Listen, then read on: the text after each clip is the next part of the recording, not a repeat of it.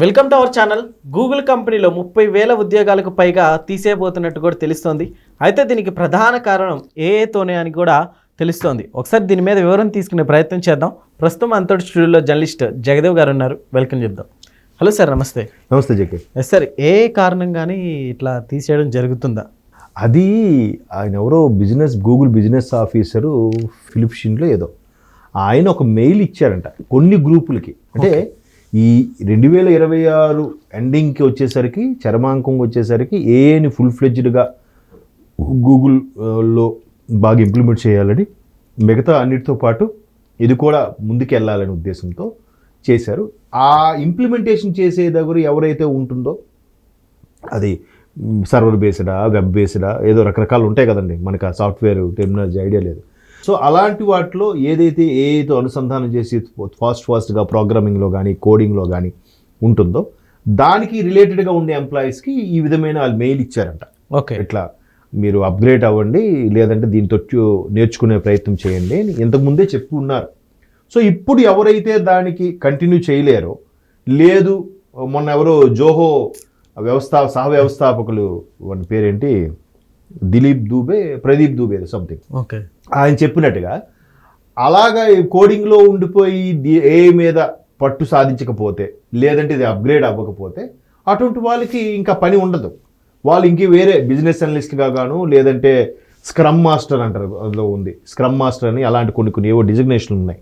So అటువంటి విషయాల్లో వీళ్ళు మారుతూ ఉండాలి. అంటే వాళ్ళుగా software becomes a scrum master, becomes a business analyst, అట్లా మారుతూ ఉంటే వాళ్ళు మనుగడ బాగానే ఉంటుంది.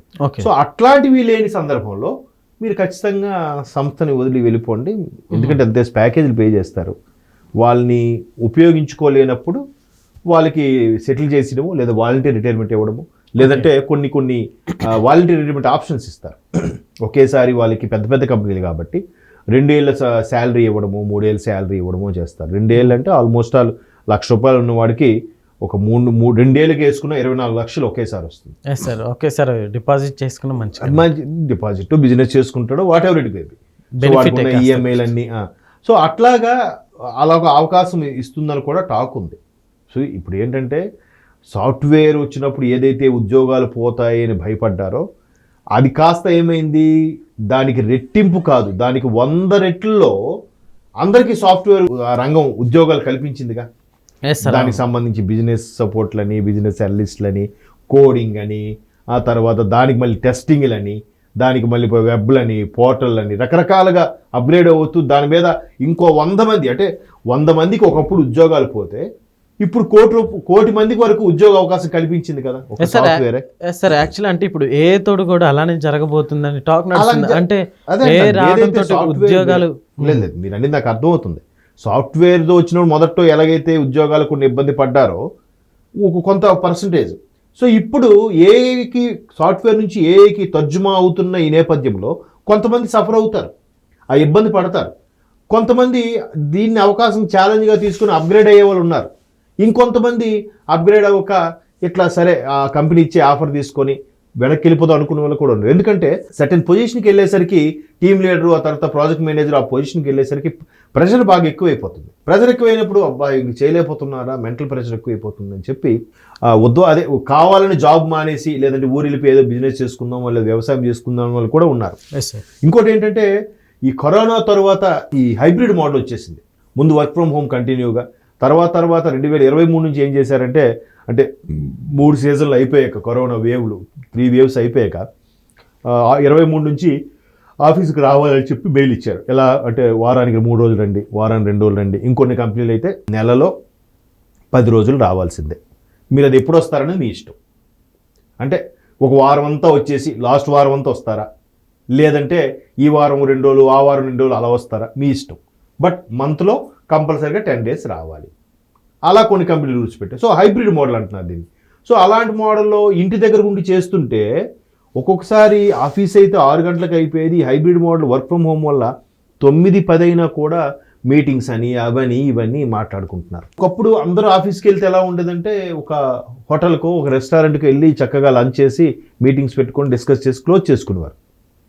ఇప్పుడు ఏమవుతుంది, వర్క్ ఫ్రమ్ హోమ్ అనేసరికి వీడేదో అబ్బా సార్ కాల్ చేస్తారు, సార్ నేను ఇప్పుడే బయటకు వచ్చాను సార్, మళ్ళీ జాయిన్ అవుతాను సార్ 10 minutesలో అంటున్నాడు. అది 10 minutes కాస్త అరగంట అవుతుంది.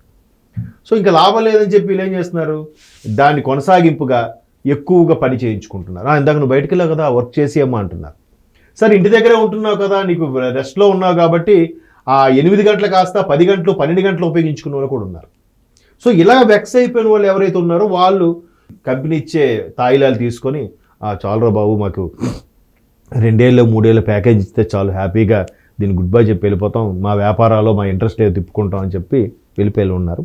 కానీ సాఫ్ట్వేర్ ఎలాగైతే అప్డేట్ అయినప్పుడు జస్ట్ 1 or 2 years ఇబ్బంది అయిందో, తర్వాత కొన్ని లక్షల మందికి ఉపాధి అవకాశాలు కల్పించిందో, ఏఐ కూడా అలాగే కల్పిస్తుందని నేను అనుకుంటున్నాను. మరి ప్రపంచం కొత్త పొంతులు దొక్కుతుంది, రకరకాల ఇన్నోవేషన్స్. ఎవరైనా ఇట్లాంటి ఇన్ని రకాల ఇన్నోవేషన్స్ అవుతాయని ఊహించారా? వేస్తారా? అవును, అసలు ఊహించలేదు. ఒకప్పుడు టీవీ అంటేనే నాకు తెలిసి నేను హై స్కూల్ స్టేజ్కి వచ్చేవరకు కూడా నాకు టీవీ అంటే పెద్దగా తెలియదు. అంటే ఎలిమెంటరీ స్కూల్లో చూశాను, కానీ హై స్కూల్కి వచ్చేసాక మా ఇంటికి వచ్చింది, అంత ముందుకు లేదు బాబు. సో అట్లాంటి పరిస్థితులు ఇప్పుడు ప్రతి ఒక్కరి ఇంట్లో 4-5 ఉంటే ఒక్కొక్క ఫోన్. అప్పుడు ఓన్లీ ల్యాండ్లైన్ ఒకటే ఉండేది.